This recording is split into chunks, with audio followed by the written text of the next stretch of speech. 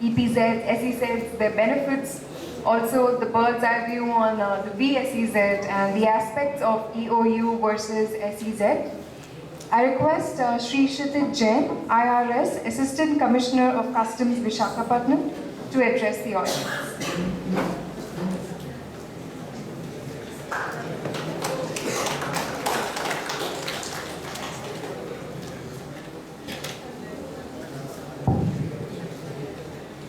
Respected, Vikrandu has been happening for quite some time, not just for the benefit of students, but for the benefit of industry, for the benefit of trade.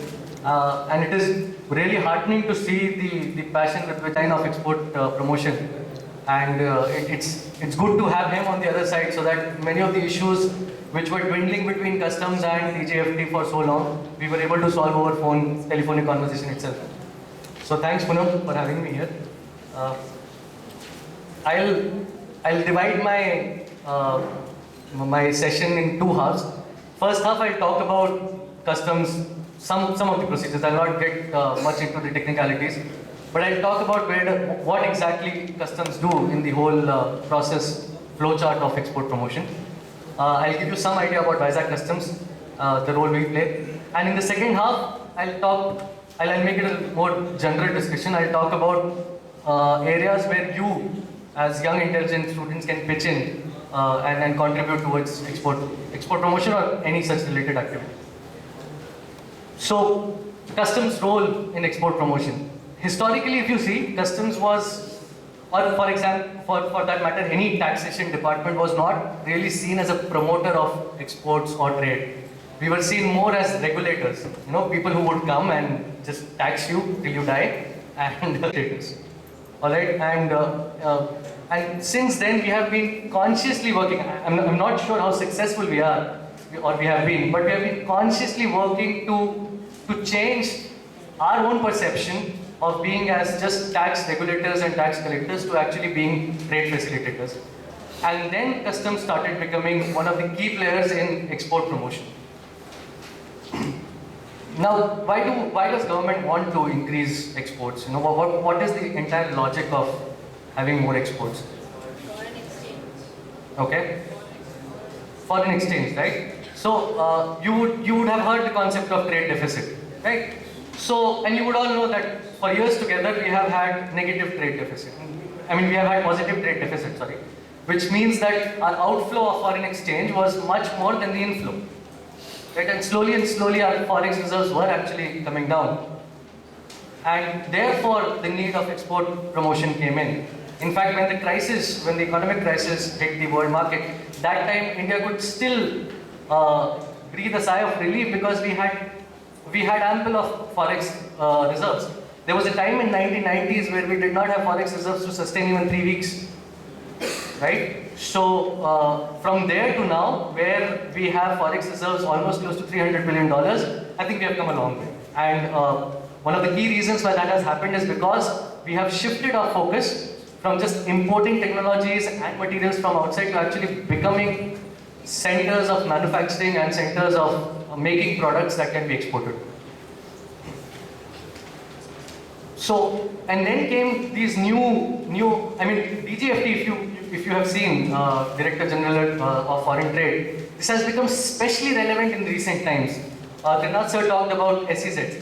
These concepts, EPZs, SEZs, DGFT, all these concepts came in only to encourage exports.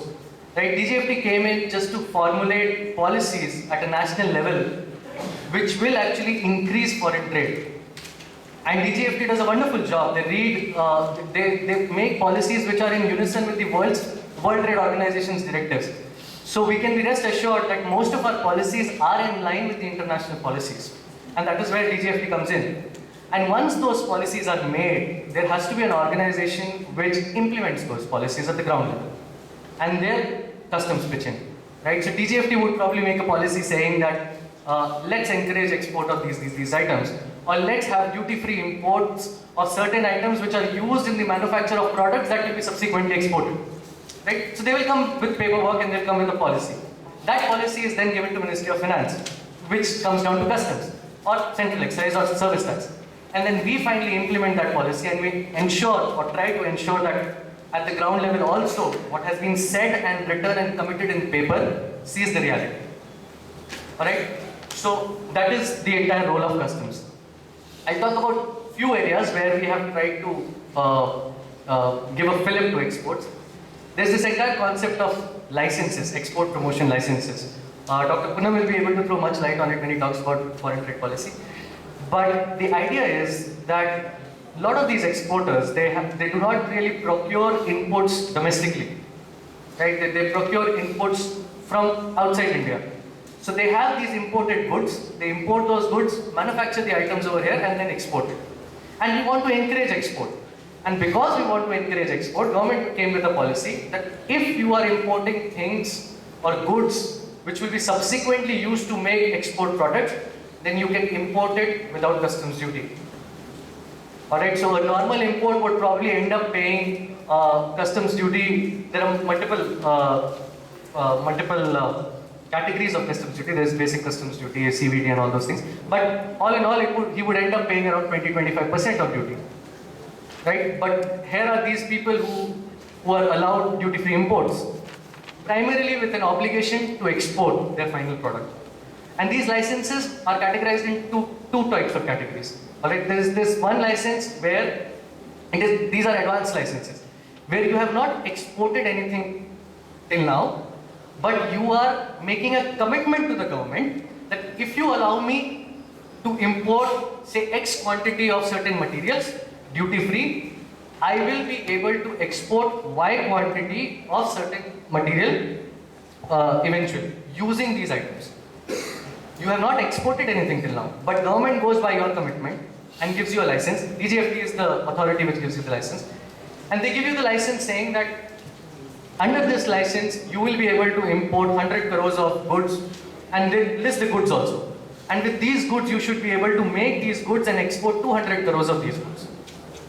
And once that license is issued, the actual import and export under that license is monitored by customs.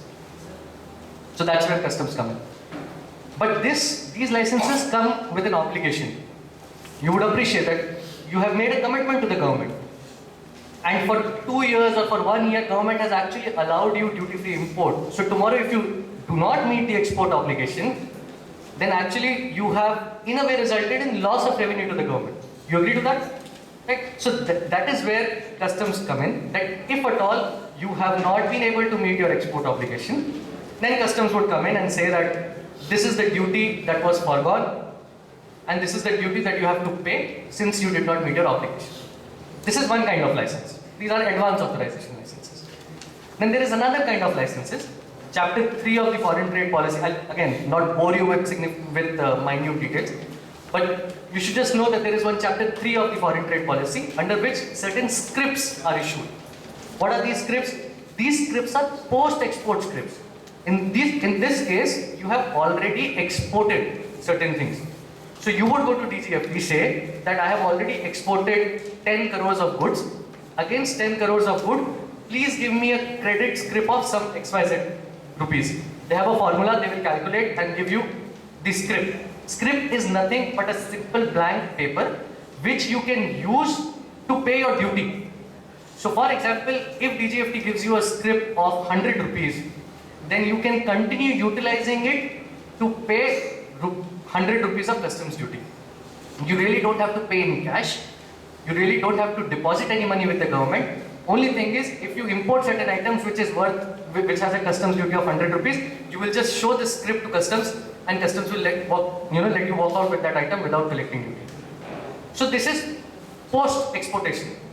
This does not have an obligation because you have already exported. So there is no undertaking that you have given to the government that I will also subsequently export. You have already exported, you have met your obligation. So these are broadly the two categories of licenses or scripts which the government gives so as to encourage and give impetus to exporters. I'm clear? Am I? Right? You can just stop me whenever you think I'm going berserk. Then there are other things also. There is this concept of FTAs you would have read, foreign trade agreements, concessional trade agreements. What are these? These are again agreements that are in line with the principles of WTO to promote international trade. These are agreement for we have an agreement with Korea, we have an agreement with Japan, we have an agreement with ASEAN countries, we have an agreement with certain African countries. The entire idea is that these are the places, these are the countries with which we want to encourage bilateral trade. We want to open their markets to our products and open our markets to their products. It's a win-win situation for both the countries, right? So there are these concepts. This again, customs actually monitor. So probably, for example, you are importing this pen from say US, you would end up paying duty of 10%. But maybe under the agreement that we have with Korea, you have, and if you are importing this from Korea, you will be only required to pay say 2.5%, or maybe sometimes 0%. So customs is the organization which finally sees whether you are eligible to take that benefit. How do we check that? There is this sacrosanct document called country of origin document. Alright, country of origin document is nothing but a document issued by their Chamber of Commerce or their Ministry of Commerce to authenticate that this product indeed belongs to our country. International trade, when you learn more and more about it, you will see that it's a very complex system. Not everything that is manufactured in Indonesia is coming to India directly from Indonesia. Right? You would see that the invoice is raised by somebody sitting in Germany about the product which is manufactured in Indonesia. So, how do you actually know whether this product is actually of Indonesian origin or not? And there the country of origin certificates comes into force. So, customs actually just sees the authenticity, checks the veracity of the country of origin certificate. If we are satisfied, we just extend that benefit. So, this is another kind of benefit in addition to licenses. SEZs, Trinal sir I think has thrown light in detail what SEZs do. So I will not go much into that. I'll talk about certain initiatives that have been taken by the Department of Customs, and not just Customs. I'll just give you a brief. Customs is not a standalone department. It is basically the entire Department of Indirect Taxation. It comes under Ministry of Finance. Central Board of Excise and Customs is the governing body. We govern the tax collection of, we govern three kinds of tax collection: service tax, excise and customs, in addition to certain policies related to narcotics. Alright? And CBEC and Ministry of Finance has taken certain initiatives which are not just in the benefit of export organizations, but in the benefit of industry in general. These days the buzzword is ease of doing business, right? You would be reading about ease of doing business every now and then. So what is ease of doing business? What is ease of doing business? Anybody, I'll not pinpoint anyone, but can you just tell me, how can you just, a simple question, if I were to ask you that how can we ease doing business in the country, or how can we make life simple for the industry in India, what would be your suggestion? Sorry? Single window procedure, fantastic. Going online, fantastic, excellent.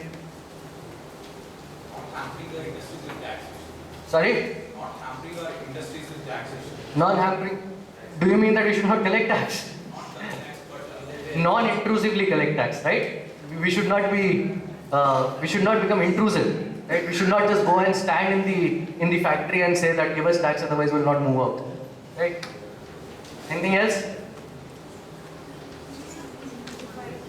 Alright, you pretty much covered all the things. I think these are the 3 points that I've written in the notebook also. So now if I say the same thing, you will say that I'm cheating. But yeah, so that's how we do. And that is what, these are the kind of steps that the government is taking. When you talk about online interface, then you would anyway be knowing about income tax and how easy it has become to file returns, right, for a common man. Similarly, it has become significant. I'm not saying it is foolproof, but it has become significantly easier even for industry and trade and importers and exporters to file returns online without appointment. Right? There is a huge database and data interface which has made it very easy for them to file returns and import and export documents online. And in fact, recently, till I think from three weeks back, we also introduced this concept of digital signature. So earlier we were imploring importers and their concept of digital signature, which has almost become mandatory. And so long as your signature is registered in the system, you can just submit the documents online and we wouldn't bother you to submit hard copies of it. That is number one. You talk about single window agency. In fact, this year, the Ministry of Finance and CBSE has declared this year as the year of digital customs. 2 days back, we celebrated International Customs Day. There is this day, and in fact, it's 26th of January, which is observed as International Customs Day throughout the world. It is anointed as International Customs Day by the World Customs Organization. So 2 days back, we were celebrating that, and Pan India, the theme given by the ministry was digital customs. In fact, when we were celebrating it in the Customs House, one of the guest speakers that we had was the HOD of Computer Science from Andhra University. Basically to draw the point that now is the time when you really can't separate government and non-government stakeholders. Now is the time when I think everybody has to collectively come and work towards realizing certain goals of the government. So if you think that the government does not have the expertise or the machinery to implement certain ideas, you should be open to take the help of industry experts or academicians or professors or students, right? This happens in many of the other countries where you have lateral entries of people. I mean, you don't really have to write an exam to get into government job. You have lateral entries of experts. You know about the concept of UID, right? We have Mr. Nandan Nilekani. He did not have to get elected through a normal process and become a minister rank officer. He was his expertise was appreciated by the government and leveraged. And this is the time when we are required to do that. So digital customs is one of the targets that we have set out for ourselves for this year, to make customs more and more friendly. And one of the key areas there is single window agency. Now, what is single window agency? I think you all know. Everything at one single window. Even when you talk about exports and imports, there are 10 different documents that the traders are required to produce. And those 10 different documents will be from 10 different places. If you are importing something as simple as, say, timber log, wood, I would seek 10 different documents. There would be a phytosanitary certificate which would be required from one organization. If you are importing a meat product, there would be another certificate that I would be requiring. If you are importing an electronic, I would be requiring another certificate called the BIS certificate, which is so tens and scores of different certificates. And what happens? The vessel is here, it is berthed at the port, the person has filed the import document, and now he's struggling to get these documents just for customs clearance. So what we have done now is that we are planning to have the single window agencies where all these people or representatives of all these organizations will be sitting at the major port itself. So the importer who is importing will be able to get these documents at one place. And in one go he should be able to make the clearance of his goods. And I'll be honest, even I was not able to appreciate that idea at that time. And look what he has done. He has brought technology in the space of taxi service. Was it possible 5 years back to even think that taxi and technology can be linked? But he has done it. You have an app, you just open the app, you click on that app and the taxi will be at your doorstep. You don't have to call anybody, you don't have to explain where you are stationed, you don't have to give him directions to your place, you don't have to negotiate the price. Everything is just online. Right? Oyo rooms for that matter. Have you heard of Oyo rooms? You know who is the CEO of Oyo rooms? The main guy, Ritesh Agarwal. He's 22 years old. And he's a boy from Odisha. Yeah, and he was studying in Delhi University, where one fine day he just realized that he has this brilliant idea of collaborating with people having guest houses or residential complexes and having rooms over there. He had this idea at the age of 17. He dropped out of college. Not that I'm encouraging you to drop out of college, but he did. And he took some time off, and look where he is now. He's the youngest Asian billionaire. It's amazing what these guys have been able to achieve. So this is, and the reason why I am particularly bullish about entrepreneurship is because I am seeing how these people are running their offices. We talked about corruption some time back, and I'm not walking away from the responsibility of the government or the government officials, but you also have to appreciate that it was always a two-sided story. If there was somebody who was ready to collect certain amount as bribe, there was always somebody who was ready to give that amount as bribe. Right? But now things are changing. All these people, all these new brand of entrepreneurs, they just mean business. They'll come to you and they'll say that, what am I doing wrong? Why should I pay up for anything else? And slowly you would see that even from the side of the government, that entire rigidity is melting down. Because your generation, our generation is becoming vociferous. We are challenging the status quo. If this was happening till now, why should this continue to happen? You know? And there this whole concept of disruption comes in. Disruption is there. For example, what Ola has done is a disruptive technology. Why is it a disruptive technology? It has completely disrupted the taxi market.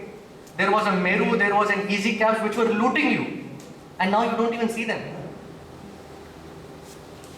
And that kind of mind you would want both in the industry and in the government.